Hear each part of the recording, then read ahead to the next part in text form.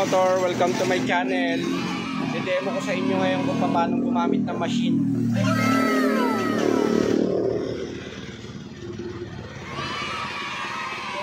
Demo ko pala sa inyo, Kamotor, kung paano gumamit ng machine. Ito nga pala ang tatapakan pag gusto mong pabukahin to para maipit ang ating rim. Yan. Plus pindutin nyo ulit pag gusto nyo sumara. Yan. Ito nga pala pang-press to. Press. Para i-press niya yung mugs or rim pag hindi matanggal. Ginagamit to pang-press. Tapos ganyan, ilalagay nyo na ito ngayong gulong. Kasi bababa nyo itong machine. Yan. Ito lang ganyan, no?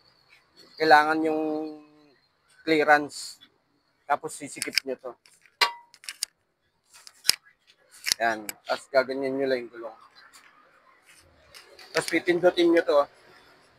Ito naman yung pipindutin. Para umikot. Yan.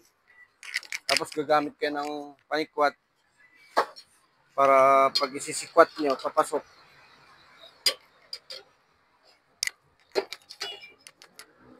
Yan.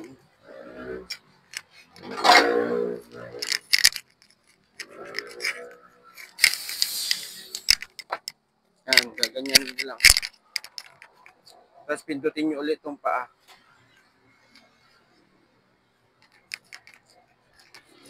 Ito sa machine, kailangan alalay lang yung ano, dahil pag naipit kayo, putol yung kamay nyo. Tapos pag gusto nyo na siyang tanggalin, itataas nyo lang to. Kusa na siyang tataas. Tapos pipindutin nyo ulit itong gitna para matanggal nyo yung kinabit yung rim or mugs. Yan.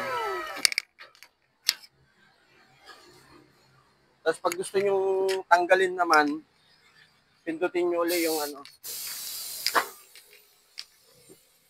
Yan. Yun. Tapos pwede nyo rin siyang iikot sa nakaposisyon.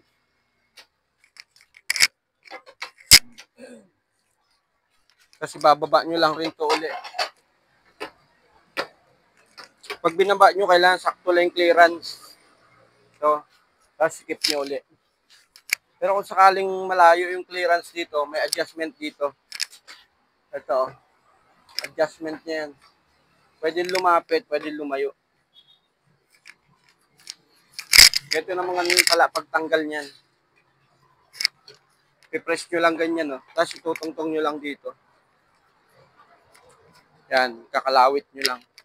Tapos pipindutin nyo ulit itong reverse. Yan, kung saan na matatanggal yung gulong.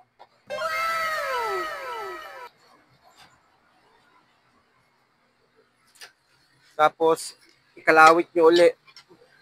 Dito, kakalawit ulit. Pataas. Pag gusto nyo nang tanggalin yung gulong. Yan, pindutin nyo ulit dito.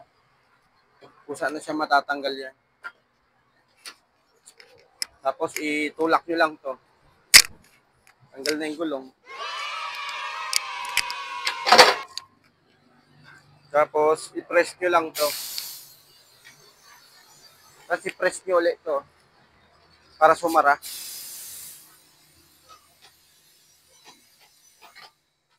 Ito kailangan to. Hindi nauubusan ng langis to. Kasi may motor sa loob tong compressor. Dito kumukuha ng langis para pagana niya yung mga piyesa ng motor ng compressor. Ito nga pala yung mga ginagamit ng mga mugs para hindi nagagasgas ng mga mugs na to. Alloy na rim. Yan ginagamit sa compressor para hindi nagagasgas yung mga alloy. Siyempre, pag may machine tayo, kailangan din may compressor. Ito nga pala yung compressor natin, malaki. Yan, 5.5 horsepower yung compressor natin, malaki. Kaya kahit na mawalang kuryente, hindi siya basta-basta maubusan ng hangin. Dahil malaki yung motor niya. Malaki istakan ng hangin. Yan mga kamotor.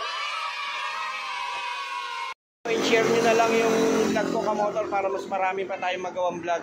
Maraming salamat.